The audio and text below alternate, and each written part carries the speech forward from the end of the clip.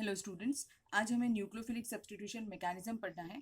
पर उससे पहले हमें कुछ टर्म्स हैं जो पढ़ना पड़ेगा। जैसे मैंने आपको न्यूक्लियोफिलिक सब्स्टिट्यूशन मैकेनिज्म हम क्यों पढ़ रहे हैं, क्योंकि हमने न्यूक्लियोफिलिक सब्स्टिट्यूशन रिएक्शंस पढ़ ली है। अब हमें मैकेनिज्म देखना है कि एग्जैक्टली रिएक्शन कैसे प्रोसेस होती होगी बीकर के अंदर। हम देख तो नहीं सकते ये मॉलिक्यूल्स को, पर हाँ कुछ प्रैक्टिकल एक्सपेरिमेंट्स करने के बाद जो कुछ प्रैक्टिकल एविडेंसेस होते हैं उसके बेसिस पे हम मैकेनिज्म लिखते हैं। तो अभी सबसे पहले तो मैकेनिज्म करने से पहले हमें कुछ टर्म्स हैं किसके, स्टीरियो आइसोमर्स के, वो हमें पता होना चाहिए। तो अब सबसे पहले हम स्टीरियो आइसोमर्स के बारे में थोड़ा सा पढ़ लेते हैं। अब देखिए, स्टीरियो आइसोमर्स जाने के पहले अब यहाँ पर टर्म आइसोमर्स है। आइसोमर्स क्या होते हैं? आइसोमर्स क्या होते हैं? ऐसे कंपाउंड्स जिनका मॉलिक्यूलर फॉर्मूला सेम होता है बट उनकी फिजिकल और केमिकल प्रॉपर्टीज डिफरेंट होती है। उन्हें हम क्या बुलाते हैं? आइसोमर्स बुलाते हैं। बहुत सारे स्टूडेंट्स सोचते हैं मॉलिक्यूलर फार्मूला सेम होता है और स्ट्रक्चरल फार्मूला डिफरेंट होता है, उन्हें हम आइसोमर्स बुलाते हैं। बट वो डेफिनेशन स्ट्रक्चरल आइसोमर्स की है, ना कि आइसोमर्स की। तो आइसोमर्स की एग्जैक्ट डेफिनेशन क्या है कि मॉलिक्यूलर फार्मूला सेम होना चाहिए और फिजिकल और केमिकल प्रॉपर्टीज डिफरेंट होनी चाहिए। अब ये जो आइसोमर्स होते हैं ये बेसिकली दो टाइप के होते हैं। एक होते हैं स्ट्रक्चरल आइसोमर्स और दूसरे होते हैं स्टीरियो आइसोमर्स। तो स्ट्रक्चरल आइसोमर्स कंपाउंड्स जिनका मॉलिक्यूलर फॉर्मूला सेम होता है और स्ट्रक्चर्स डिफरेंट होते हैं, उन्हें हम स्ट्रक्चरल आइसोमर्स बुलाते हैं। हम इसके डिटेल में नहीं जाएंगे क्योंकि ये कंपाउंड्स हमने ऑलरेडी 11th स्टैंडर्ड में पढ़ लिया है। अभी जो हमारा टॉपिक है वो है स्टीरियो आइसोमर्स। स्टीरियो आइसोमर्स क्या होते हैं? जिनका मॉलिक्यूलर फॉर्मूला तो सेम होता है बट इनकी जो ओरिएंटेशंस होती हैं, इनकी ओरिएंटेशंस जो होती है स्पेस में, ओरिएंटेशंस इन स्पेस वो डिफरेंट होती है। एक्चुअली ये 3 डायमेंशनल स्ट्रक्चर्स होते हैं और ये वाले जो होते हैं ये 2 डायमेंशनल स्ट्रक्चर्स होते हैं। ठीक है, तो स्टीरियो आइसोमर समझे आपको क्या होता है? Compounds having same molecular formula but different orientation in space are termed as what? Stereoisomers. और अगर हमें वन वर्ड में बताना है तो ये क्या होते हैं? थ्री डायमेंशनल स्ट्रक्चर्स होते हैं। स्टीरियो आइसोमर्स जो है ये फिर से दो पार्ट में क्लासिफाई किए गए थे। उनका फर्स्ट पार्ट है ज्योमेट्रिकल आइसोमर्स और एक होते हैं optical isomers. Geometrical isomers again हमने 11th स्टैंडर्ड में पढ़ लिया था, इसीलिए हम अभी फिर से नहीं पढ़ने वाले हैं। अभी हम ऑप्टिकल आइसोमर्स ही पढ़ेंगे। तो ऑप्टिकल आइसोमर्स क्या होते हैं? कंपाउंड्स। ऑप्टिकल आइसोमर्स पढ़ने के लिए हमें कुछ टर्म्स हैं जो पढ़ना पड़ता है। तो सबसे पहले टर्म है लाइट। ऑप्टिकल आइसोमर में ये जो लाइट टर्म है, इसे भी, लाइट आपको पता है क्या होती है? सनलाइट होती है, वही बता रही हूँ मैं। तो लाइट के यहाँ पर उन्होंने 3 वर्ड्स यूज किए हैं। हमें तीनों के मीनिंग पता होना चाहिए, इसीलिए मैं 3 पार्ट में डिवाइड कर रही हूँ। पहला है ऑर्डिनरी लाइट, सॉरी स्पेलिंग गलत कर दी, ऑर्डिनरी लाइट।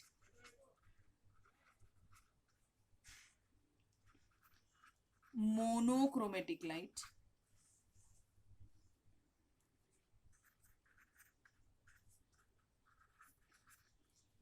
और एक होती है प्लेन पोलराइज्ड लाइट। अब देखिए ऑर्डिनरी लाइट क्या होती है। Ordinary light is consist of 7 colours, आपको पता है। सो और सभी कलर्स की डिफरेंट वेवलेंथ भी होती है। So when an ordinary light which is consist of different wavelengths, when it vibrates in all the planes, ठीक है, तो वो सभी प्लेन्स पे वाइब्रेट करती है ऐसे। So this is the ordinary light. When the ordinary light is what? It is a light which is consist of rays of different wavelength vibrating in all the possible planes. सभी planes पे वो vibrate कर रहे होते हैं। और monochromatic light क्या होती है? मोनो का मतलब क्या होता है बेटा? सिंगल। और क्रोमा का मतलब क्या होता है? कलर। मीन्स सिंगल कलर वाली लाइट जो होती है, या फिर हम बोल सकते हैं सिंगल वेवलेंथ वाली जो लाइट होती है उसे हम मोनोक्रोमेटिक लाइट बुलाते हैं। बट ये लाइट भी वाइब्रेट करती है इन ऑल द प्लेन्स। ठीक है। मीन्स हम मोनोक्रोमेटिक का डेफिनेशन क्या है, कैसे बताएंगे? A monochromatic light is consist of a ray of a single wavelength vibrating in different planes. ठीक है, उसे हम क्या बुलाते हैं? मोनोक्रोमेटिक लाइट बुलाते हैं। अब देखिए प्लेन पोलराइज्ड लाइट क्या होती है? व्हेन एन ऑर्डिनरी लाइट, मैं क्या बोल रही हूँ, कौन सी लाइट यूज कर रही हूँ यहाँ पर? Word ordinary light. When an ordinary light is, ये ऑर्डिनरी लाइट हो गई, is passed through Nicol prism,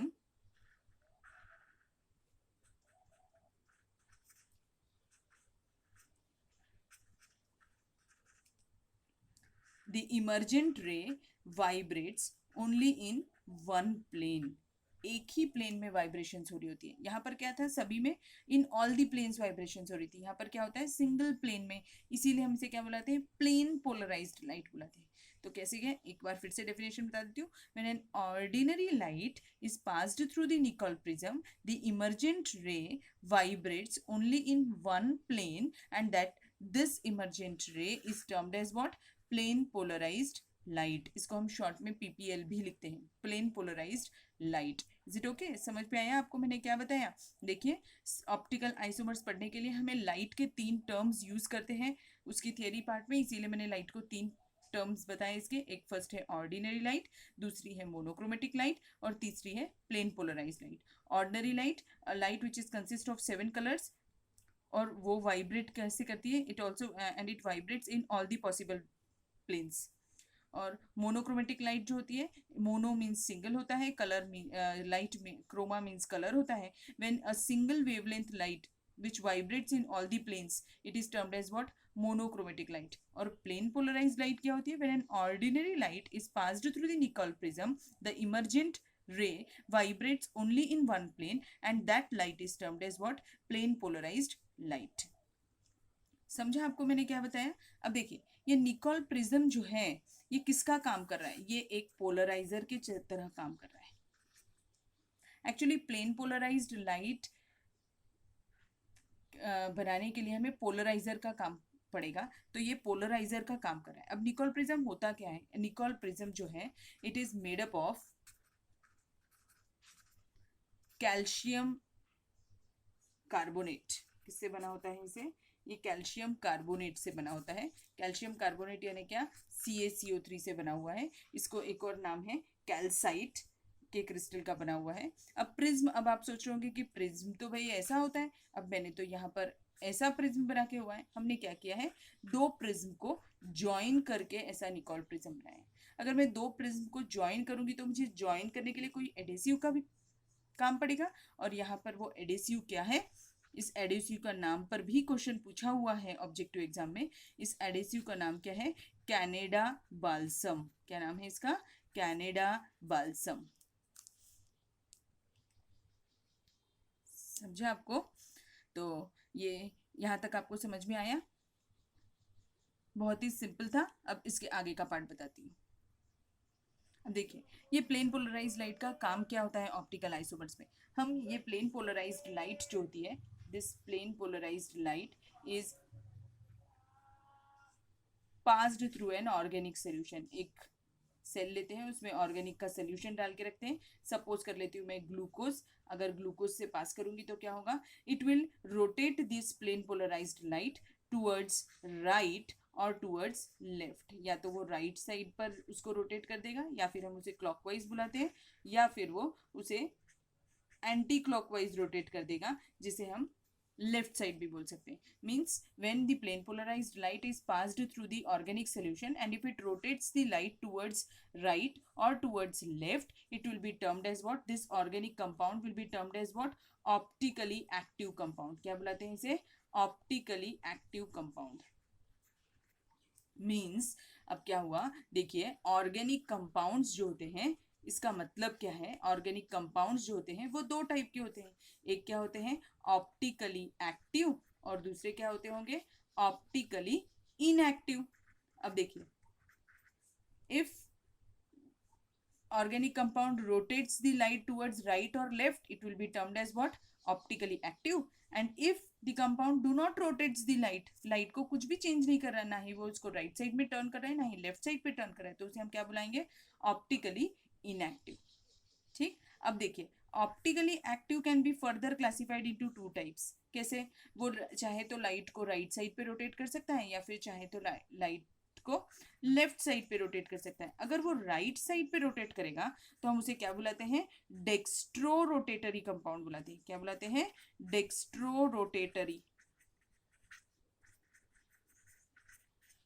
और अगर वो उसे लेफ्ट साइड में रोटेट करेगा तो हम उसे क्या बुलाते हैं? लीवो रोटेटरी कंपाउंड बुलाते हैं।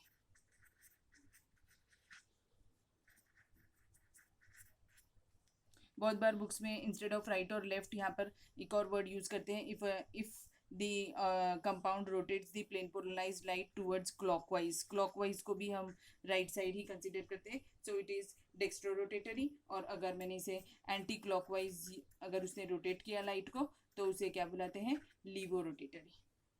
ठीक है, इज इट ओके? यहाँ तक समझा आपको अभी मैंने क्या बताया? अब इसके बाद में ये ऑप्टिकली एक्टिव कंपाउंड्स होते कौन से हैं ये हमें पता होना चाहिए, यानी कौन से कंपाउंड्स हैं जो ऑप्टिकली एक्टिव होंगे और कौन से कंपाउंड्स हैं ऑर्गेनिक के ऐसे उसमें क्या क्वालिटी है कि वो ऑप्टिकली एक्टिव होते हैं और ऐसी क्या क्वालिटी एब्सेंट रहती होगी जो वो ऑप्टिकली इनएक्टिव रहते हैं। तो ये देखिए, अगर वो कंपाउंड को ऑप्टिकली एक्टिव होना है तो उसको कुछ कंडीशंस फॉलो करनी पड़ेगी। सबसे फर्स्ट कंडीशन है उसके पास में एसिमेट्रिक कार्बन एटम होना चाहिए, या फिर हम क्या बोलते हैं उसके पास में कायरल कार्बन होना चाहिए। अब एसिमेट्रिक या कायरल कार्बन होता क्या है?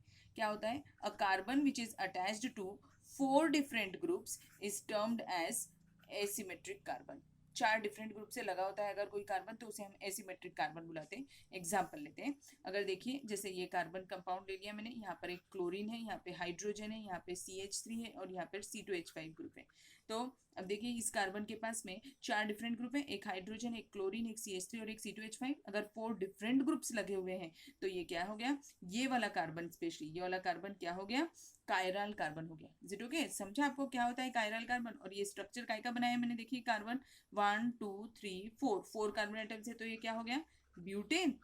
और सेकेंड कार्बन पे क्लोरीन लगा हुआ है इसीलिए क्या नाम हो जाएगा? 2 क्लोरोब्यूटेन। तो यानी 2 क्लोरोब्यूटेन में एक कार्बन तो कायरल कार्बन होता है।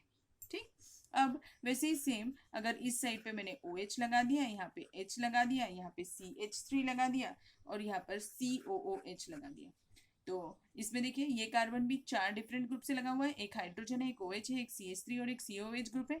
मीन्स ये कार्बन भी क्या हो गया? कायरल कार्बन हो गया। तो ये किसका एग्जाम्पल है? लैक्टिक एसिड का एग्जाम्पल है। समझ में आया आपको? फिर एसिमेट्रिक कार्बन या कायरल कार्बन होता क्या है? A carbon which is attached to 4 different groups is termed as chiral carbon और एसिमेट्रिक कार्बन।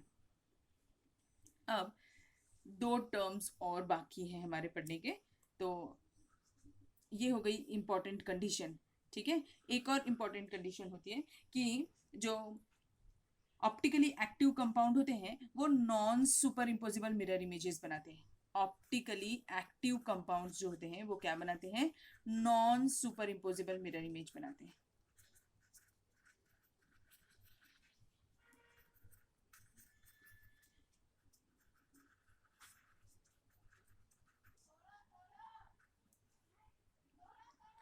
ठीक है, तो अब ये non superimposable mirror images बनाते हैं, तो इसका एक एग्जांपल छोटा सा ले लेती हूँ। जैसे अगर सपोज करो मैंने पैरट का पी मिरर में देखा, एक एग्जांपल ऐसे ही लिया जो आपको समझने में इजी होगा, तो वो कैसे दिखेगा मिरर में? ऐसे दिखेगा, है ना? ये मिरर है हमारा, मिरर में ऐसा दिखेगा। अब देखिए इस पी को अगर उठाकर मैंने इसके ऊपर रखा तो ओवरलैप हो रहा है क्या? नहीं हो रहा है। तो ये कैसी इमेज हो गई? Non superimposable mirror image हो गई। ठीक है, समझा आपको non superimposable mirror image का मतलब? अब एक कंपाउंड में दिखा देती हूँ आपको। एक यहाँ पर क्लोरीन है, यहाँ पे हाइड्रोजन, यहाँ पर CH3, यहाँ पर एक C2H5 ग्रुप। अगर इसका मैंने मिरर इमेज देखा तो ये कैसे दिखेगा? यहाँ पर Cl आ जाएगा, ये H यहाँ पे CH3 और यहाँ पे C2H5। अब देखिए ये स्पीशीज को अगर उठाकर मैंने इसके ऊपर रखा, इसके ऊपर ओवरलैप किया तो होगी क्या ओवरलैप? नहीं होगी। तो ये क्या हो गया? ये भी non superimposable mirror image हो गई। तो ऐसे हमें ऑर्गेनिक कंपाउंड्स में देखते। तो ये दो इंपॉर्टेंट कंडीशंस है अगर कंपाउंड को ऑप्टिकली एक्टिव होना है तो उसके पास पहला तो एसिमेट्रिक कार्बन होना चाहिए और दूसरा वो non superimposable mirror image बनाना चाहिए। ठीक है, तो यहाँ तक समझा अभी आपको? और एक टर्म है जो हमें पढ़ना है। अब तक तो हो गई हमारी दो कंडीशंस की बात। अभी नेक्स्ट जो टर्म है जो हमें पता होना चाहिए वो है रिटेंशन।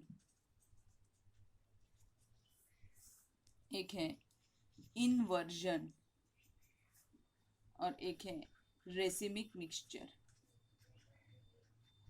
एक एक करके पढ़ते हैं हम ये तीनों टर्म। तो देखिए, इनवर्जन का मतलब क्या होता है? इनवर्जन को कैसे याद रखेंगे बेटा? बहुत इजी है। इसको कैसे याद रख लीजिए? कन्वर्जन। इन्वर्जन को कैसे याद रखेंगे? इन्वर्जन का मतलब क्या होता है? कन्वर्जन। कन्वर्जन किसका? अगर डेक्स्ट्रोरोटेटरी स्पीशीज यानी कि अगर कोई कंपाउंड राइट साइड पर लाइट रोटेट करता था, अगर वो रिएक्शन होने के बाद में लेफ्ट साइड पे रोटेट करने लगेगा तो हम उसे क्या बुलाएंगे? इनवर्जन। इस फिनोमेना को हम क्या बुलाएंगे? इनवर्जन। तो हम डेक्स्ट्रोरोटेटरी और लीवो रोटेटरी कंपाउंड्स का जब कन्वर्जन हो रहा होता है आपस में तो हम उसके लिए क्या टर्म यूज करते हैं? इनवर्जन। और रिटेंशन का मतलब रिटेन करना, यानी अगर हमारा जो रिएक्टेंट था, सपोज करिए वो रिएक्टेंट हमारा डी आइसोमर था यानी कि डेक्स्ट्रो रोटेटरी था, तो रिएक्शन कंप्लीट होने के बाद में भी जो हमारा प्रोडक्ट है वो अगर डी आइसोमर ही बन रहा है, मीन्स हमने रिटेंशन कर दिया उसका।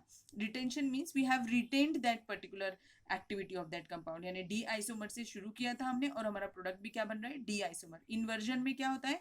हमने डी आइसोमर से शुरू किया था और वो एल आइसोमर में कन्वर्ट हो रहा है, या फिर एल आइसोमर से शुरू किया था और डी आइसोमर में कन्वर्ट किया, तो उसे हम इन्वर्जन बुलाते हैं। तो आपको समझा रिटेंशन यानी क्या होता है? रिटेंशन यानी रिटेन करना। अगर ऑप्टिकल एक्टिविटी रिटेन कर रहे हैं, डेक्स्ट्रो का डेक्स्ट्रो ही बन रहा है, लीवो का लीवो ही बन रहा है, तो उसे हम क्या बुलाते हैं?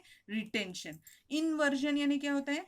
कन्वर्जन। कन्वर्जन किसका? आइदर डी का एल में और एल का डी में। अब देखिए रेसिमिक मिक्सचर क्या होता है। रेसिमिक मिक्सचर बहुत सिंपल है, नाम से समझ में आ रहा है। मिक्सचर का मतलब क्या होता है? मिक्स करना। तो अगर हम इक्विमोलर क्वांटिटी में, क्या बोल रही हूं मैं वर्ड, देखिए अगर हम इक्विमोलर क्वांटिटी में डेक्स्ट्रो रोटेटरी कंपाउंड और लीवो रोटेटरी कंपाउंड को मिक्स कर दें तो उसे हम क्या बुलाएंगे? रेसिमिक मिक्सचर बुलाएंगे। मीन्स व्हेन इक्विमोलर क्वांटिटी में हम डेक्स्ट्रो रोटेटरी और लीवो रोटेटरी को मिक्स कर रहे हैं तो हम उसे क्या बुलाते हैं? रेसिमिक मिक्सचर बुलाते हैं। अब देखिए डेक्स्ट्रो रोटेटरी ऑप्टिकली एक्टिव होता है, लीवो रोटेटरी भी ऑप्टिकली एक्टिव होता है। अब दोनों को मैंने इक्वल क्वांटिटी में मिक्स कर दिया तो जो हमारा मिक्सचर बनेगा जिसको हम रेसिमिक मिक्सचर बुलाते हैं, ये रेसिमिक मिक्सचर जो है ये ऑप्टिकली इनएक्टिव होगा। ठीक है, अब क्यों इनएक्टिव होता है ये ऑप्टिकली? अब देखिए क्यों इनएक्टिव, अब मैंने क्या आपको समझाने की कोशिश कर रही हूँ मैं कि रेसिमिक मिक्सचर क्या होता है। हम क्या करते हैं इसमें? इक्विमोलर क्वांटिटी लेते हैं, किसकी? डेक्स्ट्रो कंपाउंड की और लीवो कंपाउंड की, और दोनों को मिक्स कर देते हैं। डेक्स्ट्रो कंपाउंड भी ऑप्टिकली एक्टिव था, लीवो कंपाउंड भी ऑप्टिकली एक्टिव था। अब दोनों को इक्वल क्वांटिटी में मिक्स कर दिया तो हमारा क्या बन गया? Racemic mixture. पर ये रेसिमिक मिक्सचर कैसा होगा? ऑप्टिकली इनएक्टिव होगा। क्यों? देखिए डेक्स्ट्रो क्या कर रहा था? लाइट को कहाँ पर रोटेट कर रहा था? राइट साइड पे। और लीवो क्या कर रहा था? लाइट को किस साइड पर रोटेट कर रहा था? लेफ्ट साइड पे। अब दोनों को इक्वल क्वांटिटी में लिया है हमने। अगर दोनों को इक्वल क्वांटिटी में, तो जितना राइट में रोटेशन हो रहा है उतना ही लेफ्ट में रोटेशन हो रहा है, मींस जीरो रोटेशन हो गया। इसीलिए कंपाउंड क्या है? ऑप्टिकली इनएक्टिव है। और जब ये ऐसा कैंसल हो जाता है, यानी कि क्लॉकवाइज डायरेक्शन जितना हो रहा है या राइट साइड पे जितनी लाइट रोटेट हो रही है उतनी ही लाइट लेफ्ट साइड पे रोटेट हो रही है, और अगर ये दोनों चीजें आपस में कैंसिल हो जाती है, that phenomena is termed as external compensation. क्या बुलाते हैं इसे? External compensation. ठीक है, और ऐसे ऑप्टिकली इनएक्टिव कंपाउंड को हम क्या बुलाते हैं? रेसिमिक मिक्सचर, या फिर एक और वर्ड यूज किया जाता है इसके लिए, रेसिमेट।